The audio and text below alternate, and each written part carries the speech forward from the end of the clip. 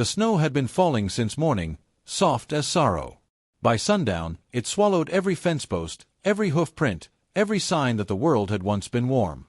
Through that white silence walked Clara Mayfield, her coat thin, her arms aching under the weight of 3 shivering children.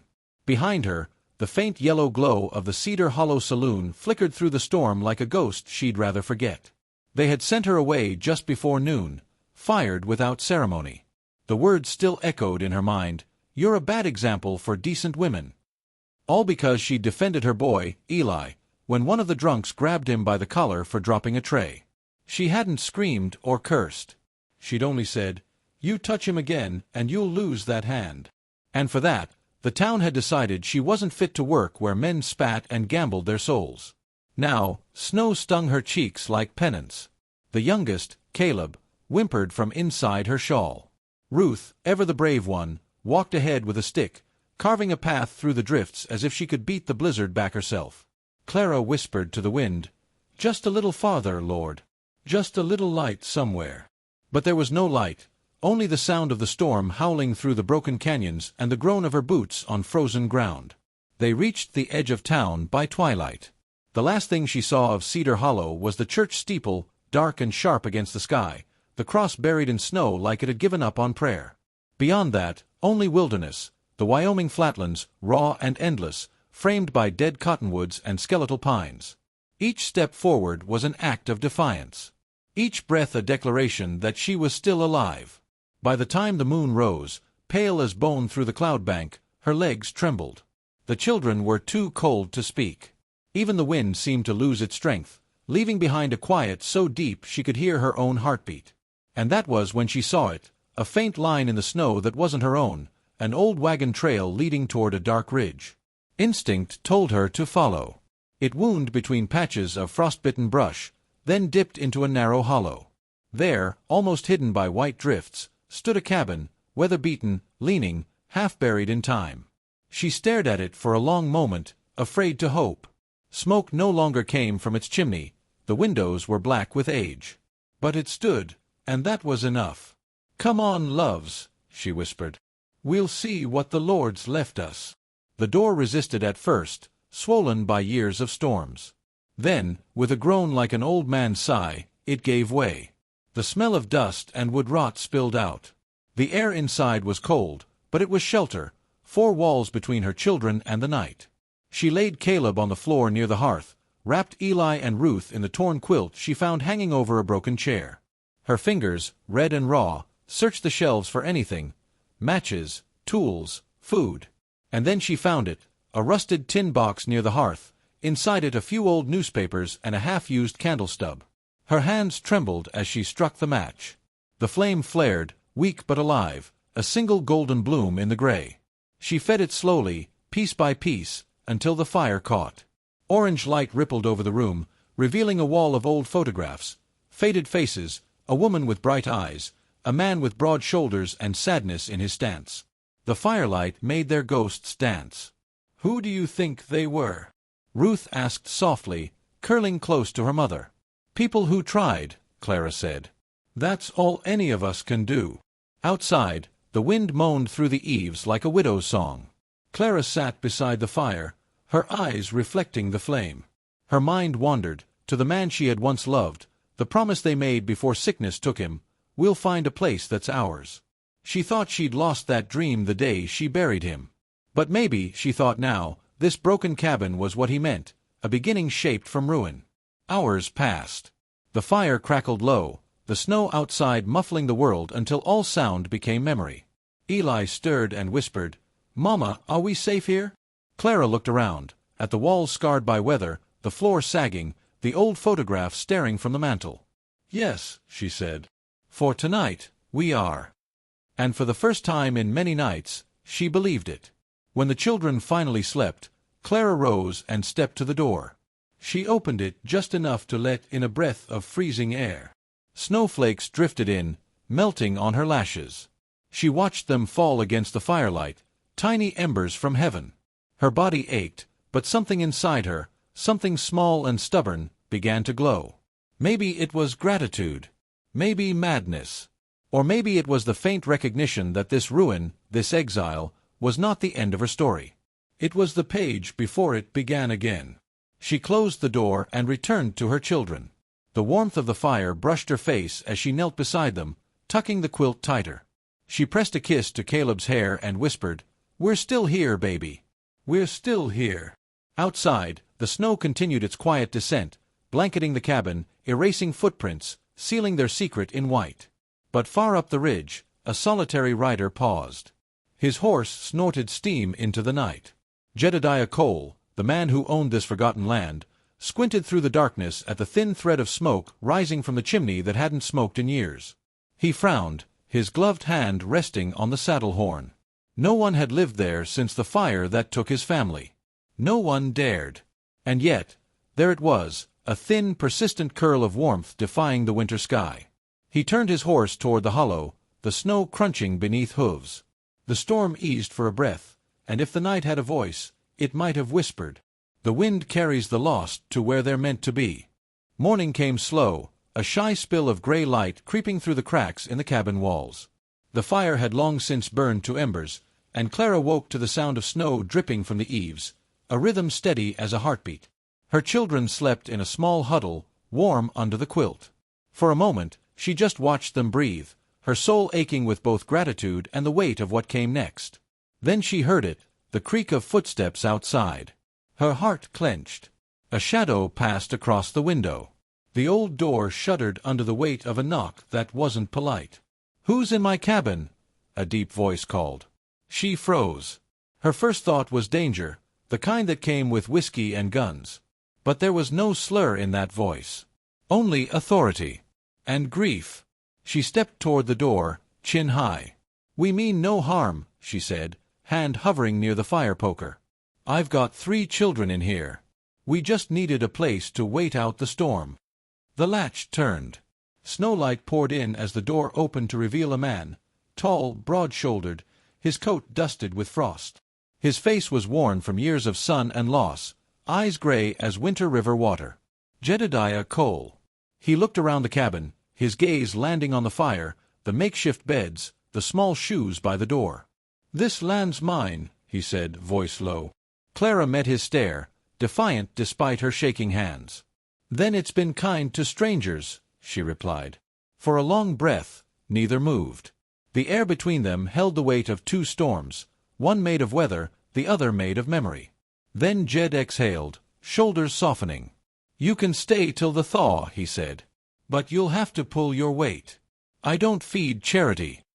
"I've never asked for any," she answered. And just like that, an understanding, raw, uneasy, but real, settled between them. Days passed. The blizzard thinned, leaving behind a world washed clean. Jed brought supplies from his barn, a sack of beans, an old kettle, some firewood. He said little, working with quiet efficiency. Clara, equally silent, mended what she could. She patched torn curtains with bits of old clothing. She swept the floor until the cabin's scent changed from rot to warmth. The children began to laugh again, soft at first, like birds testing their wings. Every sound of joy made Jed pause in his work. He hadn't heard laughter in that cabin since the night before the fire, the night his wife and little girl were taken from him in smoke and flame. He would catch himself watching Clara when she thought no one was looking, the way she hummed while stirring soup, or the way her eyes softened when she brushed the snow from her children's hair. There was a steadiness to her that unsettled him. She wasn't fragile, though the world had tried to make her so. She was tempered, like metal that had seen flame and survived it. One morning, he found Eli struggling to split a log with a dull hatchet. The boy's breath fogged the air with frustration. Jed walked over and crouched beside him. "Let me show you," he said, taking the handle in his calloused hands.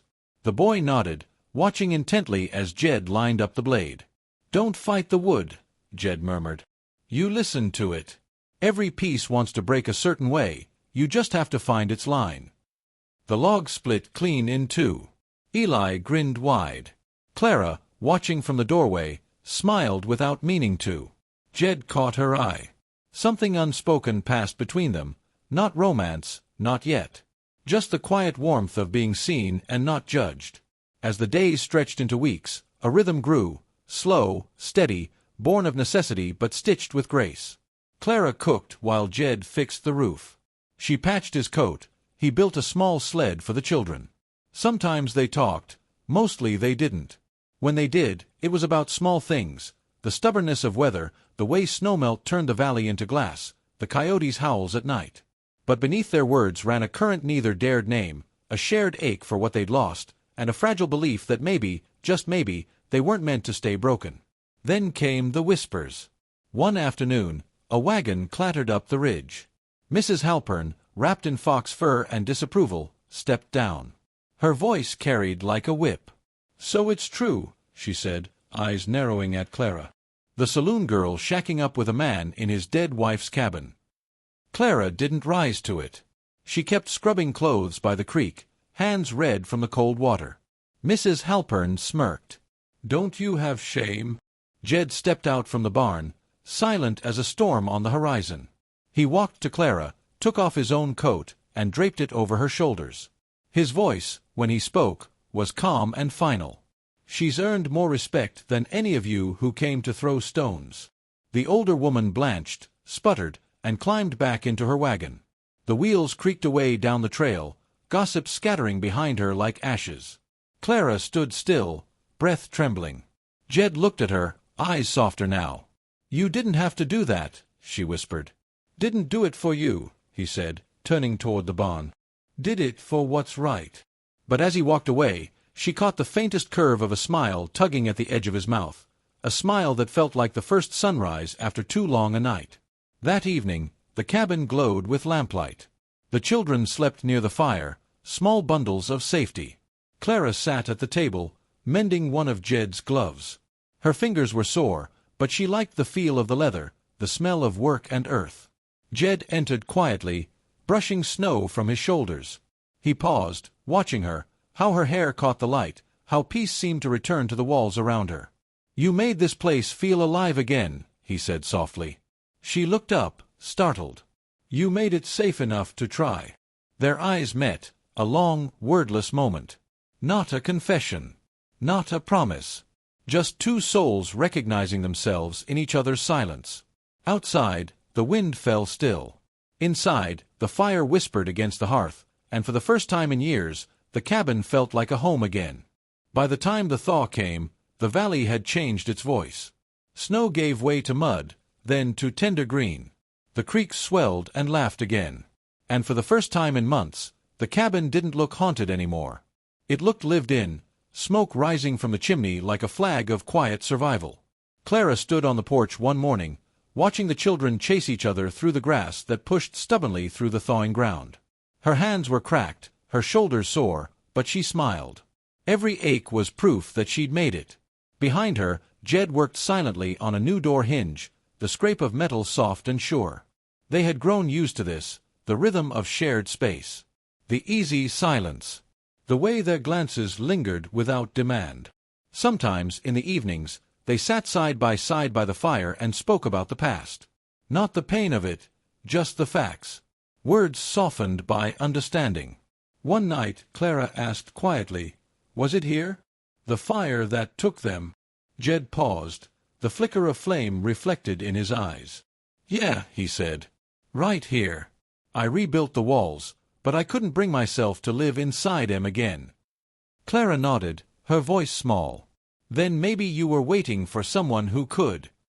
Jed didn't answer, but his gaze held hers long enough to say what his mouth could not. Spring came hard that year, fierce storms and sudden bursts of heat, as if the earth itself couldn't decide between life and ruin. It happened on a night when the sky boiled black. Wind tore through the hollow, lightning flashing like God's own hammer. Jed had just come in from tying down the barn doors when the smell hit him, sharp, dry, unmistakable. Smoke. He froze. The storm wind roared around them, carrying embers from somewhere unseen. Then he saw it, a streak of flame crawling up the barn roof, devouring what they'd rebuilt together. "Jed." Clara's voice cut through the thunder. He turned, and for a heartbeat, he was no longer a man but a boy trapped in a nightmare of memory. The crackle, the heat, the scream that had ended his world. His legs wouldn't move. Clara didn't hesitate. She snatched a bucket, shouting for Eli and Ruth to keep Caleb inside.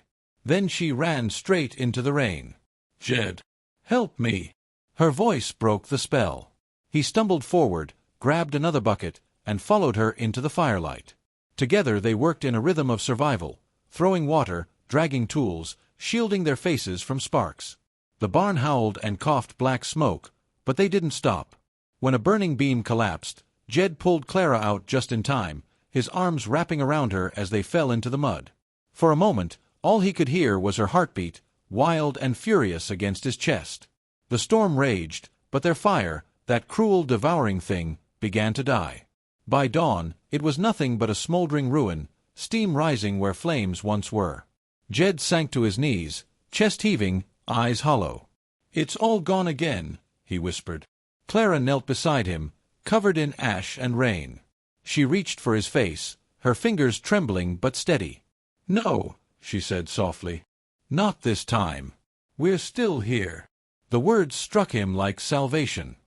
He looked at her, this woman, fierce as the storm itself, and felt something shift deep inside, where grief had lived too long. The dawn broke behind her, gold spreading through the gray. And for the first time since the fire that took his family, Jed Cole wept, not for what he'd lost, but for what he'd found. That day, the people of Cedar Hollow came riding out. Word had spread about the fire, and curiosity, guilt, maybe even respect brought them to the ridge.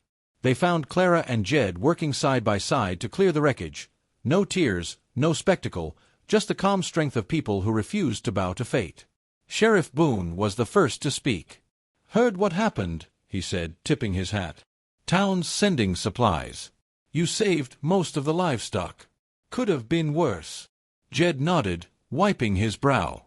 "Could have been a lot worse if it weren't for her." He glanced at Clara. "She's the reason I didn't run this time." The sheriff gave Clara a long look, one filled not with pity but with a kind of reverence. Then he turned to the others. "You heard the man. Let's lend a hand." And for the first time since she'd been fired, no one looked at Clara Mayfield with scorn. They saw the woman who fought fire with her bare hands. The woman who stayed when the storm came. Even Mrs. Halpern, perched in her wagon at the edge of the crowd, lowered her eyes and said nothing. Days later, when the barn was rebuilt and the valley smelled of new grass, Jed came to Clara with something small in his hands. A wooden key, carved smooth and simple. She frowned, confused. "What's this?" "Made it for you," he said, voice rough with humility. "Figured you might want a door that's yours. Something no one can take from you again." Clara stared at it, that small hand-shaped thing, and felt tears sting her eyes. She didn't say thank you. Instead, she took his hand, placed the key in her palm, and pressed it against her heart. "I guess that makes this home, then," she whispered. Jed smiled, a slow, honest thing that reached his eyes. "Reckon it does." By summer, the cabin had grown a porch swing and a small garden that smelled of sage and wild thyme. Eli built a fence for the chickens, Ruth learned to sew, Caleb followed Jed everywhere, calling him Pa when he thought no one heard. Clara pretended not to notice, though the sound of it made her chest ache in the best way. In the evenings, when the sun set red over the hills, she and Jed sat on that swing. They rarely spoke, didn't need to. Sometimes her hand brushed his. Sometimes he reached for hers. The silence between them was full, like the space between heartbeats when the world finally feels right. One night, as fireflies danced over the grass, Clara opened her old, worn journal, the one she'd kept through hunger, storms, and shame. She wrote, "We were ash once, scattered and forgotten. But the wind did not come to destroy us. It came to carry us home." She closed the book and leaned back, eyes drifting toward the stars. Beside her, Jed's hand found hers. Their fingers laced, not out of need, but peace. And if you were to ride past Cedar Hollow on some quiet evening, when the valley hums with crickets and the air smells of pine and smoke, you might see that cabin still standing there, proud and weathered. Smoke curling soft against the twilight. A man and a woman on the porch swing. Children's laughter somewhere in the distance. Some might say it was luck that brought her there. Others call it grace. But those who truly know the West, its hunger, its mercy, its silence, they'll tell you it was something rarer still. It was a woman's courage, a man's redemption, and the small, stubborn miracle of two hearts refusing to give up.